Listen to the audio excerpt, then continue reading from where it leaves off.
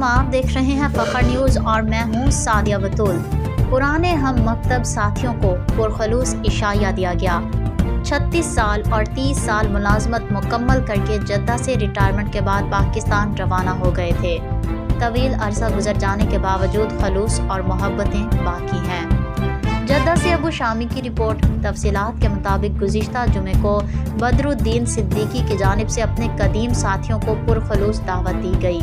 इशाया में जामशोर सिंध पाकिस्तान से ताल्लुक़ रखने वाले नबी बख्श, मुल्तान से ताल्लुक़ रखने वाले मोहम्मद याकूब सिद्दीकी और चकवाल से ताल्लुक़ रखने वाले मलिक नसीर अहमद को मदऊ किया गया। सऊदी अरब की एक मारूफ कंपनी में नबी बख्श ने HR डिपार्टमेंट में 30 साल खिदमत सर अंजाम दी।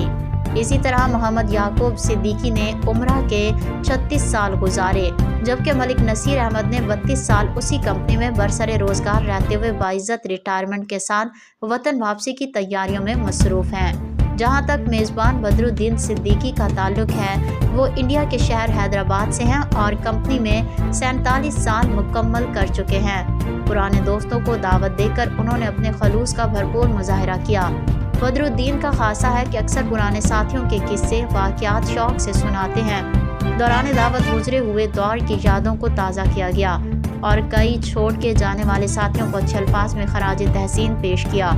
मलिक नसीर अहमद ने इस दावत को 11 दी महफिल का नाम दिया और उनकी तरफ से लाए गए केक को सब दोस्तों ने मिलकर काटा।